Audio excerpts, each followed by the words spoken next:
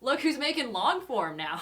I'm kidding. I've kind of done long form in some sense. I guess long form is just anything over 3 minutes now, and I've done that, you know, it's just not usually on here. So welcome to one of my only long form videos that is actually gonna be YouTube exclusive. So hey, if you're watching this, hello YouTube, how's it going? What's up? I'm so sorry for neglecting you for so long, by the way. I'm just lazy. Long form takes a lot more time to edit and things like that. I'm probably gonna be sit here for the next 4 hours with a drink in hand trying to crunch through all the edits, but hello, welcome. Here, I'm going to be talking about something that I haven't seen a lot of coverage on, which is the brand new Dungeon Master's screen. But before we get to that, I do want to give a quick shout out to the lovely folks over at Start Playing and also at Wizards of the Coast via their D&D chapter for sponsoring this video. I'll get to more about what we're going to talk about with them later, but I promise you're going to want to stick around for it. It's super cool. In the meantime, I wanted to kind of go through a quick walkthrough of the brand new Dungeon Master screen that's coming out for the 2024 edition of D&D. I've gotten a lot of questions about what exactly we want to call it. Some people are calling it 5e24, other people are saying D&D 24,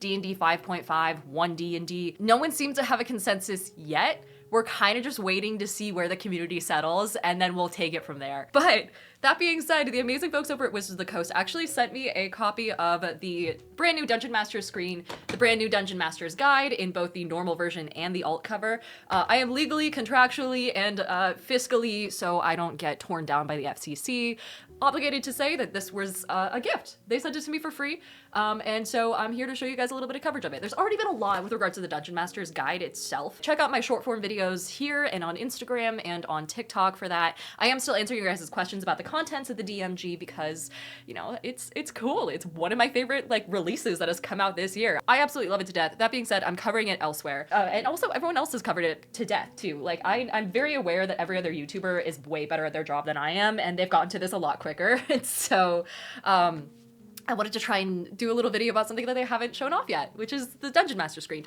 Obviously, I'm kind of the leading source when it comes to Dungeon Master screen. If you guys remember this, I actually have that lying around here somewhere. Where the hell is it?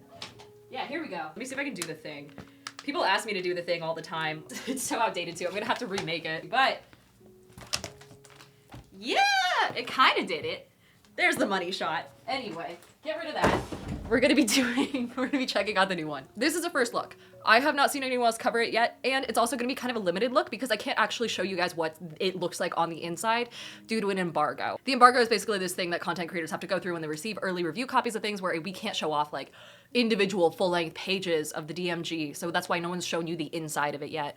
So this is gonna be a quick first look. My genuine reaction, I don't know what's in here yet, and I'm really hoping that it's as helpful for new players as this thing is. Now it says it supports Dungeon Masters of all skill levels, so we'll find out. The retail value of this is $19.99.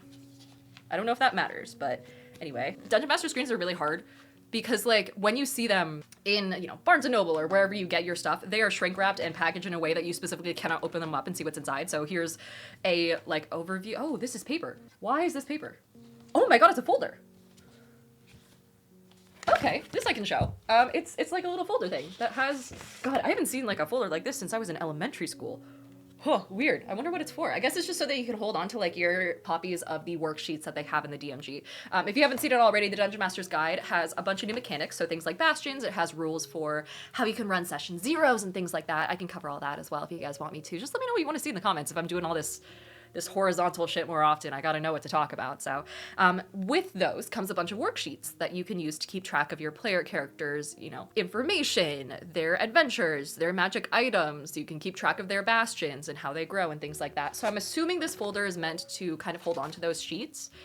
It's pretty wide. It's gonna hold a lot of paper. I don't know, that's wild.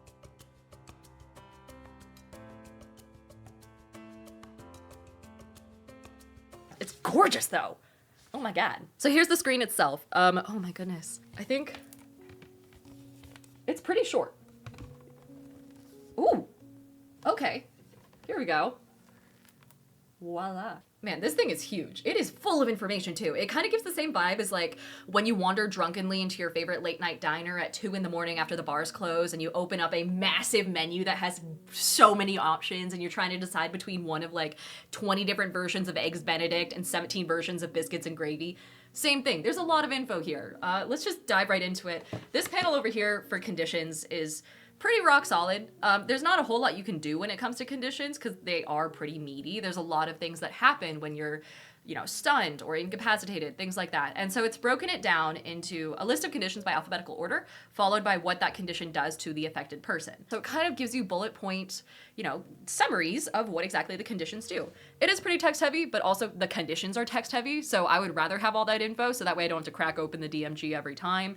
And I feel like the way it's designed has like a shorthand definition of what the condition does, followed by the longer extended full sentence edition of what the condition does. And so you have like kind of two different variants of the description embedded in here, and it'll help you be a better dungeon master over time because you get to learn what those descriptions do. It helps you study as you go, and I really like that. I love that layout. The next panel is this left center one right here, and it has a couple different kind of segments. The first one is about improvising. And personally, I hate improvising. So having, like, that's the kind of info I personally really enjoy as a DM because I need something that gives me the tools. It puts the tools in my hand to run a game when stuff isn't explicitly written down. And so it gives you a bunch of tables that talk to you about what kind of dice you'll use to improvise damage for different examples. So for example, it'll say that you could use 4d10s worth of dice to improvise things like being hit by fallen rubble in a collapsing tunnel or tumbling into a vat of acid. Like that is what 4d10s worth of damage is. In the meantime, 1d10 worth of damage might be something like just getting hit by a falling bookcase. And then 24d10 worth of damage, that is how high it goes, says tumbling into a vortex of fire on the elemental plane of fire, or being crushed in the jaws of a godlike creature or a moon-sized monster. So it gives you this whole like scale of like a little bit of damage to getting chomped on by a god. I love that. It also has a section for damage severity and level. So based on your party member's tier or your party member's level, you can tell basically like what the lower limit of damage would be. So the type of damage level that wouldn't hurt them a lot, up to deadly amounts of damage for a party member at that level. So for example, it says that if you have a character who's level 12, then 4d10s worth of damage is going to be considered a nuisance, which on average is 22 damage. So it's not going to hurt them that much. Meanwhile, 22 points of damage to a character that's level 6, that's deadly. So it gives you nuisance level and then deadly level amounts of damage for every tier of gameplay. Basically making sure you don't accidentally kill your party. It's something that you can quickly look down and double check before you roll for trap damage or something like that to see if you might potentially knock out your 4th level player character and make them cry at the table or something like that. Like you can just kind of have upper and lower boundaries on the damage that you're doing, and you can adjust accordingly. I think this is fantastic, especially because as a DM, I usually tell people to just never, almost never, unless you project it and telegraph it super far ahead of time, you really shouldn't have things that are straight up deadly to your party, just like hitting them out of nowhere in one swing. So I've had people come up to me and they're like, hey, what do you think about this trap? It's like a hole in the floor, and if they fail a dexterity saving throw, they fall into a void that they cannot physically escape from and take 100 d12 worth of damage. And I'm like, hey there, bud.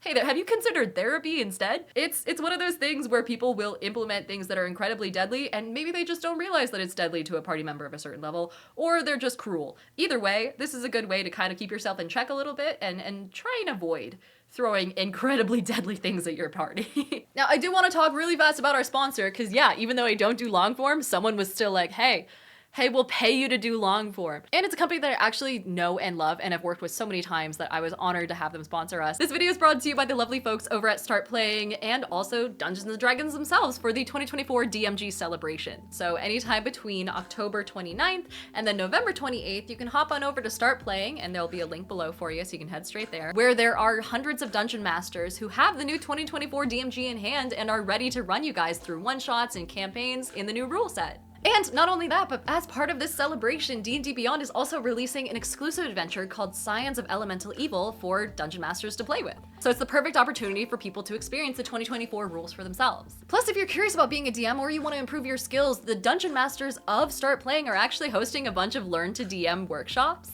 And they will teach you all sorts of skills for anything under the DMing umbrella. You can learn how to build encounters, how to do voices, how to world build. All of it is available in these workshops. And I can't recommend it enough. Like, the people over at Start Playing are absolutely amazing. I've worked with them tons of times in the past, and the DMs on their website are actually sort of peer reviewed. So you can read the reviews on a Dungeon Master before you sit down at their table and you know exactly what you're getting into. Now, the 2024 DMG celebration is a limited time event that's part of D&D's 50th anniversary play series. They did the same thing for the PHB a little while ago, which was a ton of fun. So if if you guys hop in and try it out, let me know what you think. Let me know how the new adventure goes. Let me know how your workshops go and what you learned. I want to hear from you. Once again, startplaying.com is the place to be, and there's a link down below if you need it. And massive shout out to the team for sponsoring this video and taking a chance on the fact that it wouldn't be a flaming hot pile of garbage, because again, I'm still working out this whole long form thing. But either way, thank y'all for everything that you do. All right, back into this thing. Off to the next side. This panel also contains a section on actions, which is pretty straightforward, and it's kind of the stuff that is more intuitive if you're a player, and so it's not 100% necessary for DMs who are experienced as players, but for new DMs, this is gonna make it a lot easier to hop into the game for the first time and get behind the screen. It basically tells you what all the different actions do. So for example, the help action is listed here, and it says that the summary is you can help another creature's ability check or attack roll, or administer first aid. I personally like this being on the DM side. I don't think it's 100% necessary. Again, if you've been a player, you kind of know what all these do, but if you are a DM who has not been a player before or doesn't feel super experienced as a player, this still enables you to get behind the screen and have that information at a glance, so you're kind of learning at the same level as your party. And then also it reminds you that there are actions that you can take as a DM that people don't usually take, right? Not everyone takes the help action, not everyone takes disengage, not everyone takes dodge when they are the DM playing an NPC, but I want more people to do that sort of stuff because it creates more dynamic combat. Like, can you imagine having an NPC that takes the hide action and then dashes away instead of just directly confronting the party? Or maybe they reposition in a way that the party can't see. It's one of those things that elevates tactics that a lot of times DMs forget to do, which is no fault of their own, but this kind of enables you to remember to do those things and make fights a little bit more dynamic and realistic, I would say. It reminds you what a long jump and a high jump is, because I've never once remembered off the top of my head what a long jump or a high jump is. It's kind of interesting that they put them here. They don't often get used. And I don't know if that's a consequence of the way that maps are built, so you don't often have to use long jumps or high jumps to like parkour your way across a dungeon. Like, it's just not a scenario that comes up a lot. I'm wondering if it's just something that they kept in because it used to be on the old Dungeon Master screen, or because it's just a quick, easy way to fill space, or if it's because they plan on releasing dungeons that might utilize these things more. I don't know. That's an interesting choice. I'm not mad about it. I just don't think it'll get used. And then there's also a whole section on concentration, which says these factors break your concentration. And it kind of walks you through that. I like that because I personally forget to check for concentration, and I definitely forget to tell my players to check for concentration. They're experienced, I trust them. If we mess that up, I blame them. But it basically says how you lose concentration if you start concentrating on something else, if you take damage, and then it says what the parameters for that DC is, so you don't have to look it up, and then if you're incapacitated or dead. So any of those break concentration. Having that as a quick reference, again, labeled in a way that makes it so that it's got bold text with the shorthand version of the effect and then a longhand version of the effect. Amazing. 10 out of 10. Helps you learn as you go. So due to the nature of just how much information is in this DM screen, like this thing is dense. I'm gonna have to break this video up into a couple different parts. So be sure to keep an eye out for part 2 coming down the pipeline here soon, and subscribe if you haven't already. Or you can also find me on all platforms as @DianaOfTheRose, including on Twitch, where I'm actually partnered and I stream a couple times a week answering your guys' questions about things like, you know, the new 2024 rules in general, D&D in general, other TTRPGs in general. We derail and talk about food quite a bit. But in the meantime, extra special shout out to our friends over at Wizards of the Coast and Start Playing for their 2024 DMG celebration and for sponsoring this video, because honestly, I was so honored to be able to talk about that sort of stuff. It warms my heart to see people engaging as dungeon masters, because that's my whole thing. I'm a DM main, so I'm here to bring other DMs into the light a little bit. In the meantime, I'm gonna skedaddle, and I will see you guys over at part 2. So, have fun.